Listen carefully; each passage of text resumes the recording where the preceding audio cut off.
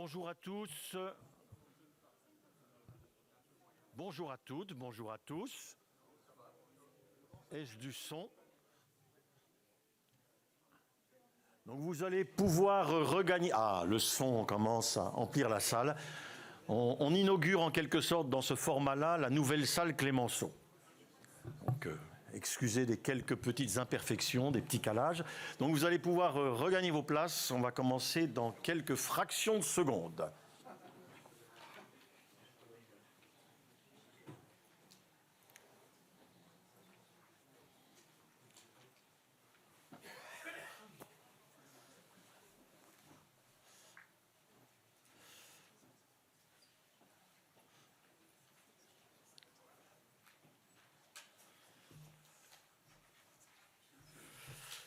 Alors on emploie couramment l'expression « un choc d'offres ».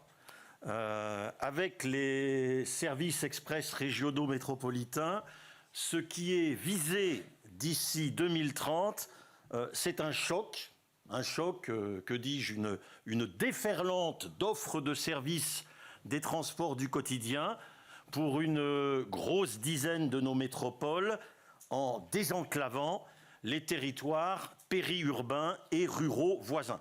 Et je crois qu'il faut tout de suite, d'emblée, lever en quelque sorte un premier malentendu. Le qualificatif métropolitain ne signifie pas qu'il s'agirait d'agir essentiellement et seulement pour nos grands centres urbains.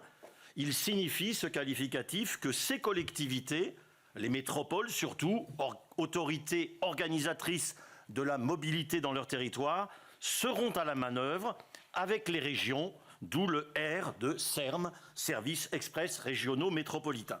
Les régions, acteurs majeurs de la planification des mobilités, les régions aussi de qui dépend au premier chef tout simplement le nombre de trains et pour l'essentiel de cars express qui circuleront. Avec les services express régionaux métropolitains, les 3e, 4e couronnes, les villes moyennes, les espaces peu denses ne seront pas délaissés si, et seulement si, ces SERM tiennent bien leur ambition pour leur large bassin de mobilité. Cette ambition, je crois que c'est tout simplement d'en finir avec cette lourde réalité qui fait que c'est de l'ordre de 90% des déplacements entre 10 et 80 km qui se font aujourd'hui en voiture et la plupart du temps seul dans sa voiture. Donc cette grande affaire pour nos bassins de mobilité sera ferroviaire, mais pas que. Car express, réseau cyclable, covoiturage, autopartage. Si cette ambition se met en œuvre effectivement, on ouvre là au moins 10-15 ans d'engagement, de déploiement de nouveaux services, des dessertes, des cadencements, des travaux, tout un travail de combinaison des différents modes de déplacement. En agissant en cohérence dans le périmètre pertinent des bassins de mobilité, ce sont des enjeux sociaux, des enjeux écologiques que nous prenons à bras-le-corps. Et puis, c'est surtout l'enjeu essentiel également, tout simplement, de la cohésion territoriale de la République. Alors, l'intention, elle est belle. Elle date déjà d'il y a longtemps. On en trouve les prémices dans les années 90. Elle a été relancée par le Conseil d'orientation des infrastructures dès 2018, si je ne me trompe. On peut identifier aujourd'hui une dizaine de projets avec un niveau global d'avancement, disons-le, pas franchement engagé. Alors comment faire? Comment faciliter? Comment accompagner ces projets? Quelle structure adéquate de gouvernance? Quel financement? Quelle répartition de ce financement? Quelle participation? Quel engagement de l'État? Quelle expertise aussi? Quel savoir-faire, expérience à mobiliser pour les maîtrises d'ouvrage? Mais aussi pour la qualité des dessertes, des cadences, des services fortement amplifiés de transport public. Comment intensifier l'usage d'un réseau parfois vieilli, largement à régénérer et à moderniser. Comment faire en sorte également que cet essor des services voyageurs ne compromette pas l'autre ambition que nous avons, c'est l'essor des services fret. Les besoins de financement sont importants.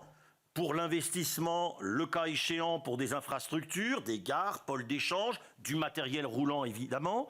Pour le fonctionnement, dans tous les cas, avec des coûts d'exploitation des services intensifiés et redéployés, il faudra donc construire des modèles, des trajectoires financières. Alors ici, au Sénat, dans 2 jours, la commission aménagement du territoire développement durable, ça sera dans cette salle avec une disposition un petit peu différente, va examiner la proposition de loi SERM, Services express régionaux métropolitains, telle que l'Assemblée nationale et son rapporteur, Jean-Marc Zulesi, nous l'a transmise. Et avec notre rapporteur Philippe Tabarot, qui va nous rejoindre dans quelques instants, la commission aménagement territoire développement durable du Sénat va élaborer son texte pour le passer en séance publique exactement dans une semaine, lundi prochain.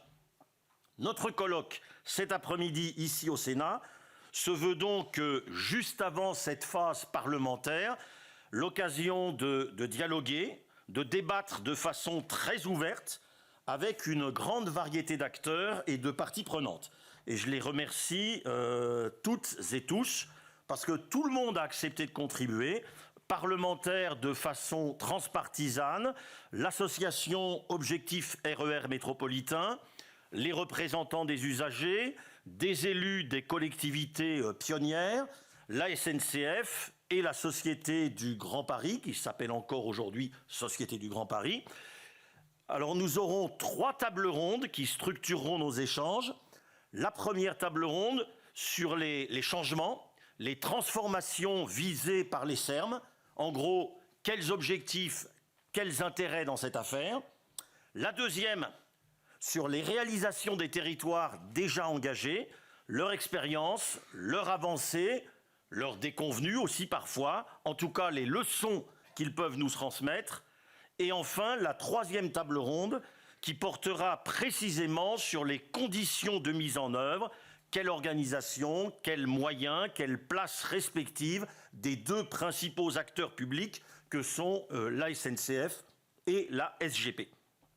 Mais d'abord, au moment où l'Assemblée nationale passe le relais sur ce texte au Sénat, je propose à Jean-Marc Zulesi, que je remercie de sa présence, auteur et rapporteur de cette proposition de loi, de nous en présenter, s'il le veut bien, ces enjeux essentiels. Jean-Marc.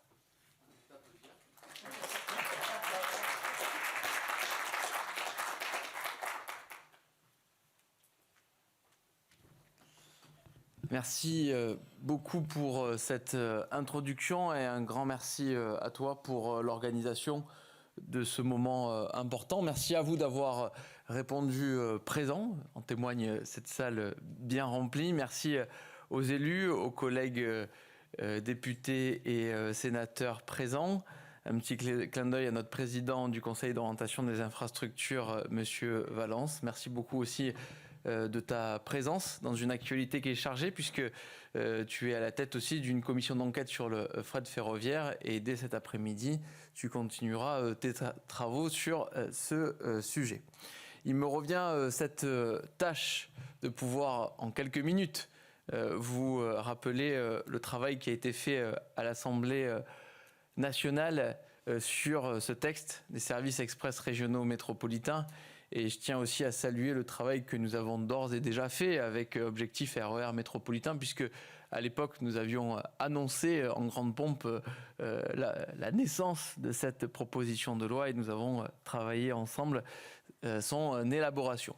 Ce texte, c'est 3 piliers principaux. Le premier pilier, c'est la définition de ces services express régionaux métropolitains avec une volonté très nette de mettre en avant l'ossature ferroviaire.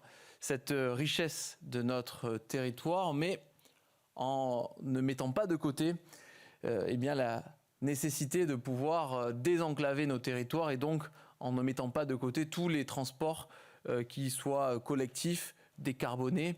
Et c'est la raison pour laquelle nous avons mis en avant à la fois le covoiturage, mais aussi le vélo, de sorte à ce que dans la définition même de ces services express régionaux métropolitains, nous n'oublions aucune solution de mobilité.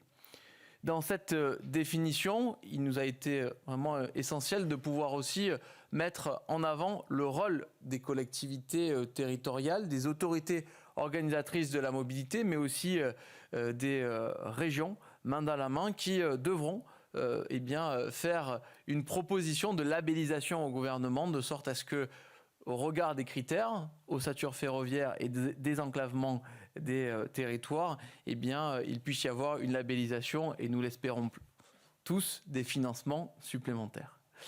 Le deuxième pilier de cette proposition de loi, c'est une volonté de s'appuyer sur la Société du Grand Paris. Alors, je veux être tout à fait direct avec vous. Il ne s'agit en aucun cas de remettre en question ce que fait très bien SNCF Réseau, mais simplement de pouvoir s'appuyer sur une expertise intéressante, disons-le, éprouvée sur Paris, d'une Société du Grand Paris qui a une ingénierie technique, mais aussi financière. Et donc, on permet à cette société des grands projets, si le texte est adopté, de pouvoir sortir du cadre parisien et de venir dans les territoires, mais dans un cadre précis. Pour des raisons évidentes de sécurité, il ne s'agit pas de venir faire des travaux sur le réseau roulant, mais sur des lignes des fois abandonnées. J'ai ma marotte sur mon territoire, la ligne Aix-Rognac. Je vois quelques locaux de la région sud avec nous, mais aussi sur de nouvelles lignes. Et il me semble qu'en travaillant sur la complémentarité à la fois de SNCF Réseau, mais aussi de la Société des grands projets, il me semble que nous serons en capacité de répondre à ces enjeux de financement et d'ingénierie. Et puis enfin, le troisième pilier, et je veux rester très modeste, notre volonté aussi a été aussi de mettre en avant un certain nombre de mesures de simplification. De simplification parce que nous le voyons, entre le moment où les projets sont annoncés, les moments où nous coupons le ruban pour la pose de la première pierre, il se passe beaucoup de temps. Et notre volonté a été d'accélérer un peu les procédures de sorte à gagner quelques mois ou quelques années. Voilà les trois piliers de cette proposition de loi. Labellisation, donc définition des termes, s'appuyer sur la Société du Grand Paris et troisième pilier, simplification. Cette proposition de loi, ce n'est pas l'alpha et l'oméga. Je crois qu'il y a différents enjeux qui se posent à nous. Je pense notamment des enjeux de financement qui, je l'avoue, n'ont pas été totalement traités. Je pense notamment à des propositions qui nous viennent de Régions de France ou du Gard, de sorte à pouvoir avoir une vraie réflexion autour du versement mobilité. On aura le débat, je l'espère, dans le cadre du projet de loi de finances. Si ce n'est pas à l'Assemblée nationale, ça sera au Sénat, je le sais. Et puis, nous aurons cette responsabilité, une fois cette loi promulguée, d'assurer ce que j'appelle moi le service après-vote, c'est-à-dire travailler main dans la main avec notamment les collectivités territoriales, les associations d'usagers, de sorte à ce que cette loi puisse prendre tout son sens dans les territoires. Voilà ce que je voulais vous partager. On a eu un après-midi riche sur le déploiement de cette belle idée. Merci à vous et une nouvelle fois, merci d'avoir répondu présent.